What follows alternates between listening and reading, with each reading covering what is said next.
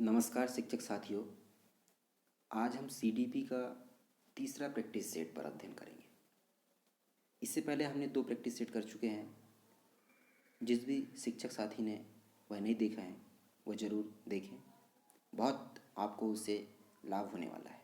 चलिए, ज़्यादा हम अपना वक्त खराब ना करें और अपने प्रश्नों की तरफ बढ़ते हैं।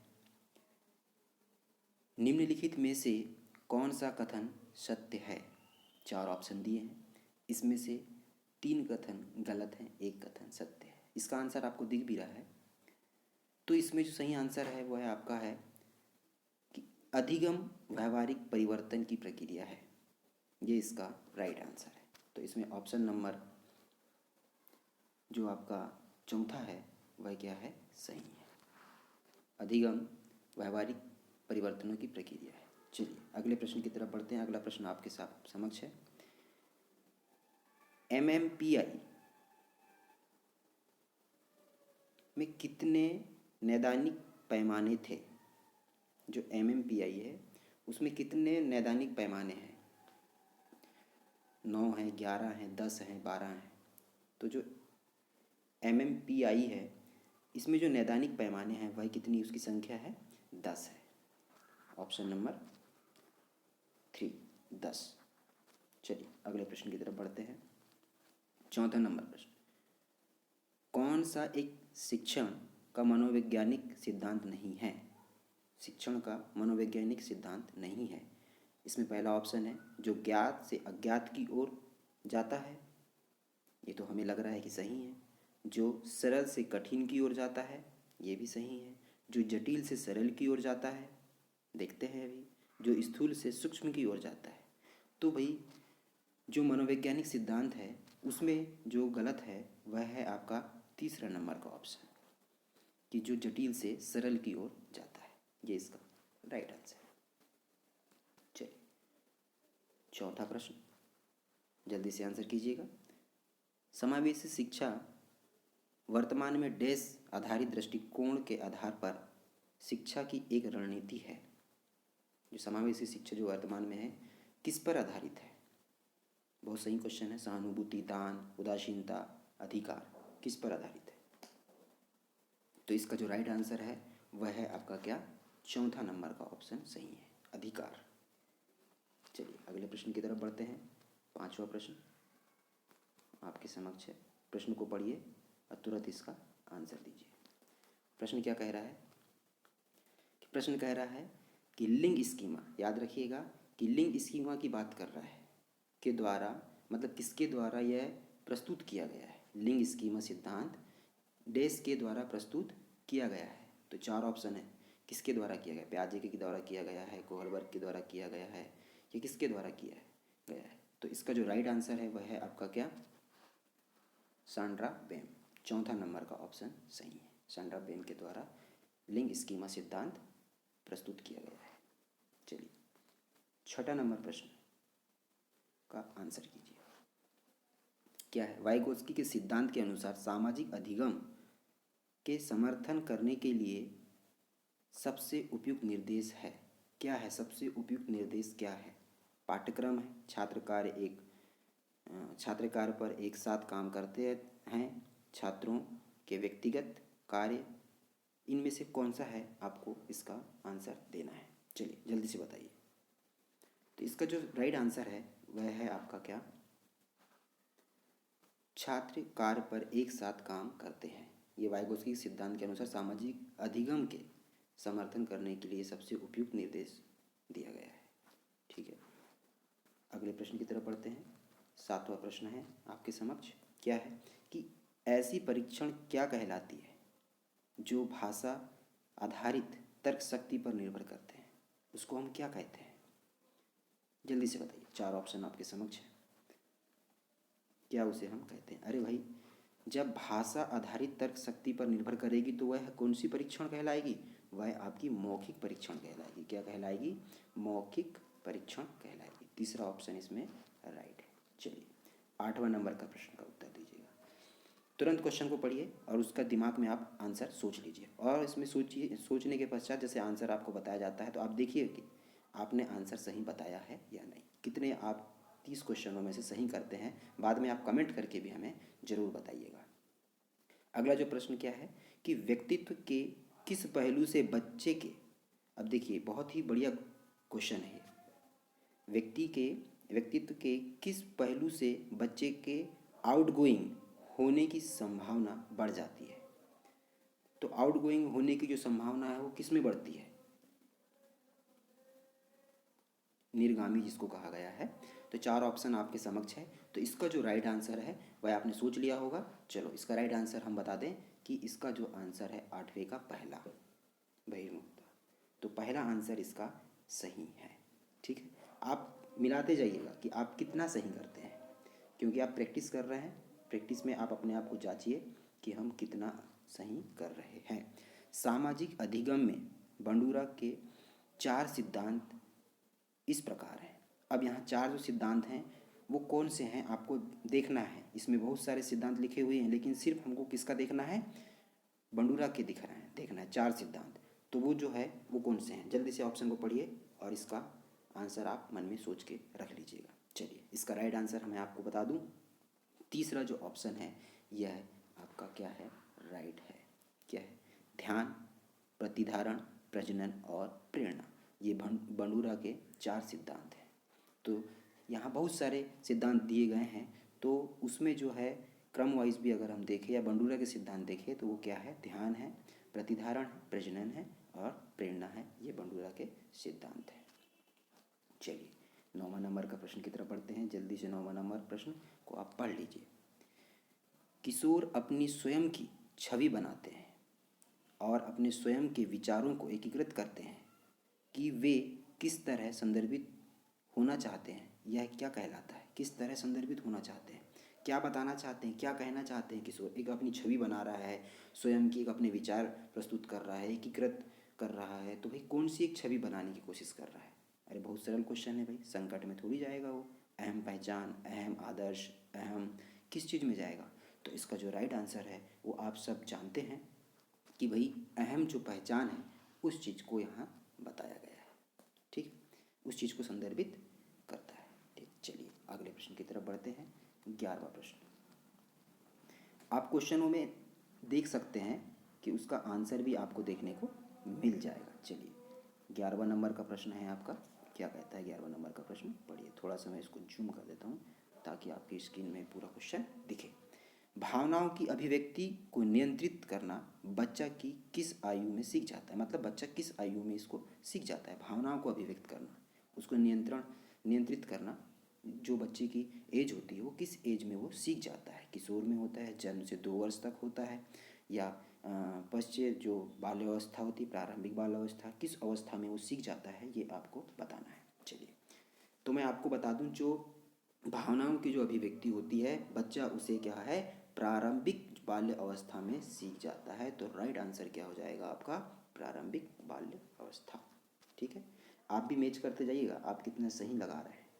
ठीक है, अगले प्रश्न की तरफ बढ़ते हैं। 12वां नंबर का प्रश्न क्या है, निम्नलिखित में से कौन सा सिद्धांत व्यवहार और संज्ञानात्मक अधिगम सिद्धांतों के बीच एक सेतु का काम करता है। देखो व्यवहार और संज्ञानात्मक दोनों के बीच एक सेतु का काम करता है, तो कौन सा वह सिद्धांत है उसे हमें बताना है। 4 आपके सामने है, चारों को आप पढ़ लीजिए। मानवतावादी है, या संज्ञानात्मक विकास सिद्धांत है, सामाजिक अधिगम सिद्धांत है, या अस्तित्व सिद्धांत है, कौन सा सिद्धांत है ये आपको जल्दी से इसका आंसर सोच लेना है। चलिए इसका राइट आंसर है आपका 3रा नंबर का ऑप्शन इसका क्या है, करेक्ट है। क्या है, सामाजिक अधिगम सिद्धांत। तो ये जो व्यवहार और संज्ञानात्मक के बीच में जो सेतु का काम करता है वो क्या करता है, सामाजिक अधिगम सिद्धांत कार्य करता है। चलिए अगले प्रश्न की तरफ बढ़ते हैं। 13वां नंबर का प्रश्न आपके समक्ष है, जल्दी से इसका आंसर कीजिए। क्या कहता है 13 नंबर का प्रश्न, इनमें से कौन सा कथन योग्यता और क्षमता के संबंध में सत्य है। भाई 2 चीज़ों को याद रखना, योग्यता और क्षमता के संबंध में सत्य है, आपको बताना है इनमें से कौन सा सही है। चलो पढ़ लेते हैं ऑप्शनों को। कुछ करने के लिए योग्यता एक जन्मजात संभावना है। बिल्कुल भाई, पहले ही ऑप्शन हमें तो करेक्ट लग रहा है, तो बाकी ऑप्शन पढ़ने की ही ज़रूरत नहीं है हमें, है कि नहीं। तो कुछ करने के लिए योग्यता एक जन्मजात संभावना है, ये आपका क्या है, करेक्ट आंसर है। तो इसमें पहला जो होगा वो क्या हो जाएगा, आपका सही हो जाएगा। चलिए अगले प्रश्न की तरफ हम बढ़ते हैं। अगला प्रश्न क्या कहता है, 14 नंबर का प्रश्न को पढ़िए। चलो इसमें क्या करना है कि किसने IQ पद को प्रतिपादित किया है। चलो ये क्वेश्चन भी कई बार पूछा गया है, और IQ जो पद है, IQ के बारे में जो प्रतिपादन किया है वो उसका नाम क्या है, ये हमको देख लेना है। ऑप्शन में पढ़िएगा ऑप्शन, इसमें टर्मन का नाम दिया गया है, टर्मन ही इसका राइट आंसर है, आगे पढ़ने की ज़रूरत ही नहीं है। इसका करेक्ट जो आंसर है वो क्या है, टर्मन ही है। चलिए 15वें नंबर के प्रश्न की तरफ बढ़ते हैं। 15वें नंबर का प्रश्न क्या कहता है, वह मनोवैज्ञानिक जिसने पता लगाया कि बच्चों के वास्तविकता की धारणा वयस्कों से नहीं सीखी जाती है लेकिन इसका निर्माण किया जाता है, वे हैं, कौन है वो वैज्ञानिक, उसका नाम बताना है।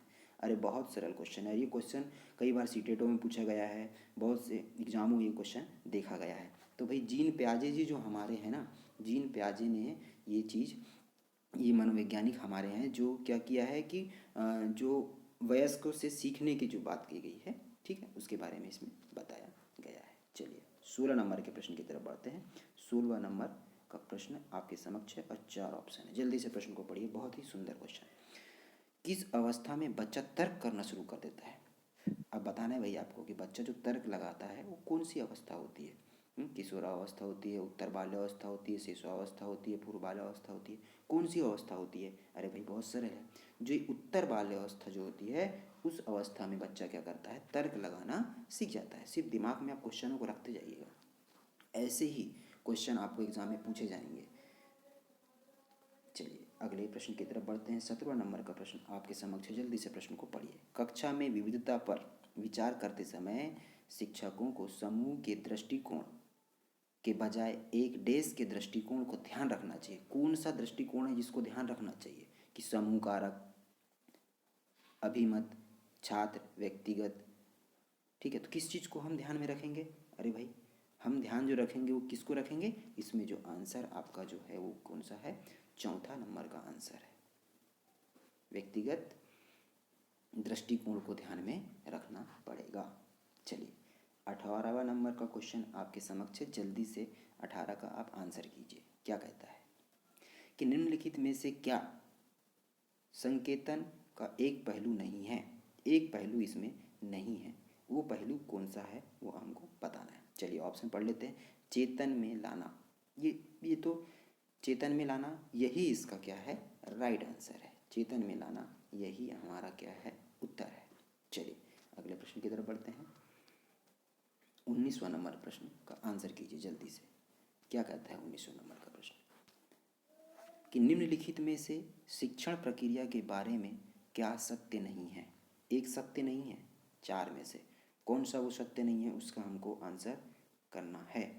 चलिए क्वेश्चन को पढ़ लीजिए और प्रश्न को भी उसके ऑप्शनों को भी जल्दी से पढ़िए। कि शिक्षण एक उद्देश्य के साथ अधिगम की प्रक्रिया है, शिक्षण में अधिगम की पूरी प्रक्रिया नहीं होती है, शिक्षण के लिए औपचारिक बुनियाद की आवश्यकता नहीं है, शिक्षण छात्र के आसपास केंद्रित होती है। देखो भाई कौन सा नहीं है, इसमें जो हमारा 19वां नंबर है, इसमें जो है शिक्षण के लिए औपचारिक बुनियाद की आवश्यकता नहीं है, यह सत्य नहीं, ठीक है, ये जो इसका आंसर है, ठीक है।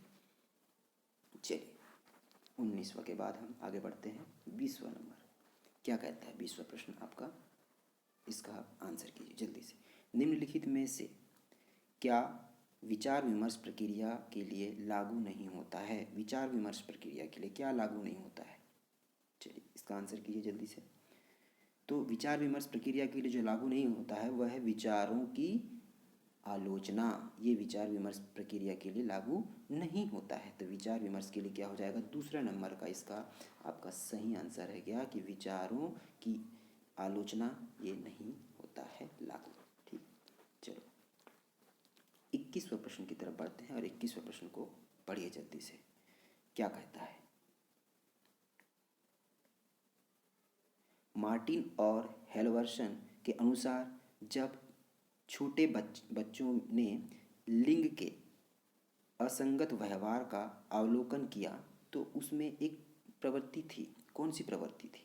मार्टिन और हेल्वर्सन के अनुसार कौन सी ऐसी प्रवृत्ति थी? उस प्रवृत्ति को हमको बताना है। 4 ऑप्शन आपके समक्ष है। जल्दी से ऑप्शन को पढ़ के आंसर सोच के रखिए, फिर आपको हम बताते हैं राइट आंसर। तो इसका जो आंसर है वह है क्या? पहला, स्मृति की विकृति। पहला इसका आंसर है। चलिए अगले प्रश्न की तरफ बढ़ते हैं। अब आपका अगला जो प्रश्न है 22वां नंबर, 22वां प्रश्न है। चलिए पढ़ते हैं इस प्रश्न को। जल्दी से इस प्रश्न को पढ़िए और इसका आंसर दीजिए।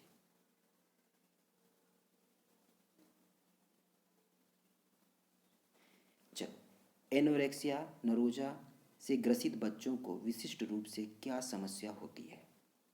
एनोरेक्सिया, तो बताइए इससे क्या समस्या होती है? ये 4 ऑप्शन है। जल्दी से आंसर आप सोच कर रख लीजिए, इतना टाइम नहीं लगना चाहिए। क्वेश्चन को जितना जल्दी पढ़ोगे, आप जानते हैं कि हमें ऑनलाइन एग्ज़ाम देना होता है, टाइम बहुत कम होता है, तो क्वेश्चनों को तुरंत पढ़कर तुरंत हमें उसका आंसर सोचना है। यही सोचने की क्षमता को बढ़ाने के लिए मैं ऑप्शनों को नहीं पढ़ता हूँ। ठीक है, चलो 22वां का उत्तर आपने सोच लिया होगा। इसका राइट आंसर है शरीर प्रतिमा के साथ समस्याएं। तो इसका जो राइट आंसर है वो क्या है? दूसरा नंबर, शरीर प्रतिमा के साथ समस्याएं। ठीक है, इस चीज़ को बताया गया है। चलिए अगले प्रश्न की तरफ बढ़ते हैं। 23वां प्रश्न, जल्दी से प्रश्न को पढ़िए। टैगोर द्वारा एक कहानी को याद रखने में बच्चे की मदद करने की अधिक संभावना क्या है? बच्चे की मदद करने में अधिक संभावना जो है वो क्या है?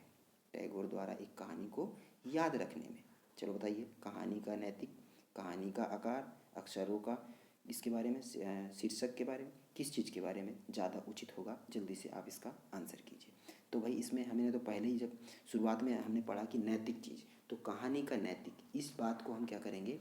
याद रखने योग्य बात है जो है वो कहानी का नैतिक। ठीक है, इसका राइट आंसर आपका होगा। चलिए 24वां नंबर आपके समक्ष है। जल्दी से इसका आंसर कीजिए, क्या है इसका 24वां का आंसर?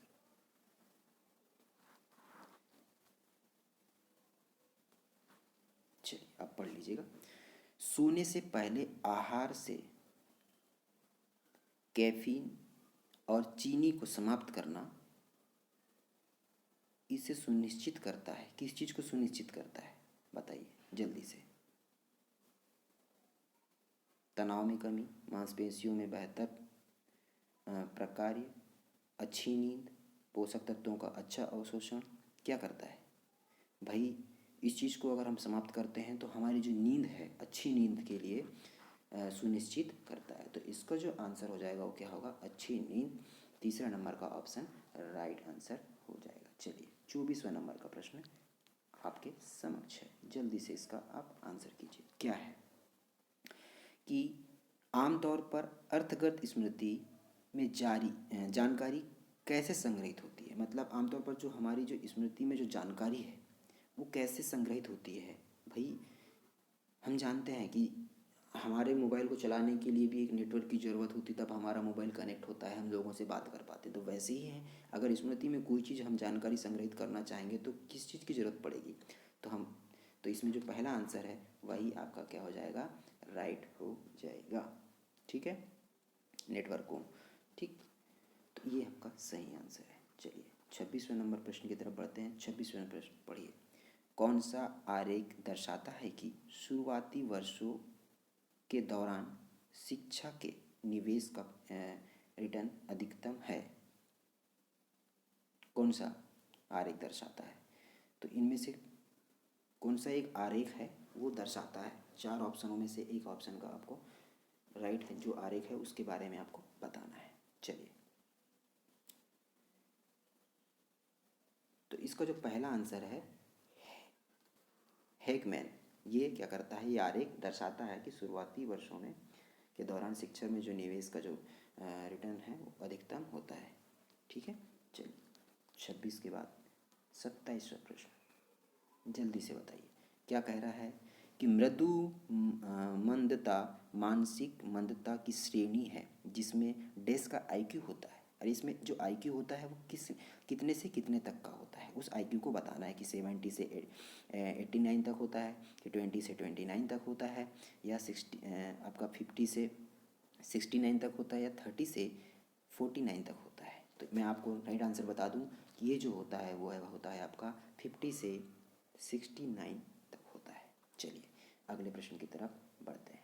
28वां नंबर का प्रश्न, बहुत सुंदर प्रश्न है, जल्दी से इसका आंसर और उसको क्वेश्चन को पढ़िए और आंसर दीजिए। बच्चों की समस्याओं को सुलझाने के कौशल में सुधार करने के लिए निम्नलिखित में क्या किया जा सकता है। सुधार करने के लिए बच्चों के जो कौशल है उसको सुधार करने के लिए क्या किया जा सकता है। यहाँ जो उपरोक्त सभी है वो दे दिया है सबसे पहले ऑप्शन में। उसके बाद दूसरा ऑप्शन क्या दिया गया है कि केवल विचार के बारे में बात करने या लिखने के लिए बच्चों को आमंत्रित करें। देखो यहाँ केवल दिया है, इसका मतलब ये गलत नहीं हो सकता कि केवल एक ही चीज़ को बोला है, ठीक है। उसके बाद अगला ऑप्शन दिया है क्या आपका कि बच्चों से केवल कहानी के लिए चित्र बनाने को कहें, फिर केवल अब एक मॉडल वगैरह दिखाकर उपयोग करके, ठीक है, ब्लॉग वगैरह दिखाकर हाँ उसका उपयोग करके करने के लिए कहें। तो ये जो तीनों ऑप्शन है ये सही है, तो इसका जो राइट आंसर होगा वह क्या हो जाएगा आपका उपरोक्त सभी होगा, ठीक है। चलिए 29वां नंबर प्रश्न की तरफ बढ़ते हैं, जल्दी से इसका आंसर कीजिए। समावेशी शिक्षा का अर्थ है, समावेशी शिक्षा का क्या अर्थ है यह आपको बताना है। स्कूल में सभी बच्चों के लिए शिक्षा समावेशी शिक्षा का अर्थ है। बिल्कुल भाई, सभी बच्चों के लिए शिक्षा समावेशी शिक्षा का अर्थ है, तो यही हमको राइट आंसर लग रहा है। आगे भी आप ऑप्शनों को पढ़ सकते हैं कि बुद्धिमान बच्चों को शिक्षा, गरीब बच्चों के लिए शिक्षा, अल्पसंख्यकों के लिए शिक्षा। तो जो पहला ऑप्शन है यही इसका क्या हो जाएगा, राइट आंसर हो जाएगा, ठीक है। आगे बढ़ते हैं। आज का इस प्रैक्टिस सेट का अंतिम क्वेश्चन, चलिए जल्दी से इसका आंसर कीजिए। GAD का अर्थ है, GAD का क्या अर्थ है, ये आप जल्दी से ऑप्शन पढ़िए और इसका आंसर कीजिए। मैं इसका आंसर आपको नहीं बताऊंगा, आप इसे कमेंट बॉक्स पर ज़रूर इसका आंसर हमें बताएं। 30वें नंबर का क्वेश्चन कमेंट कर कर ज़रूर बताएं। फिर मिलते हैं अगले वीडियो में, तब तक के लिए आप सभी को नमस्कार।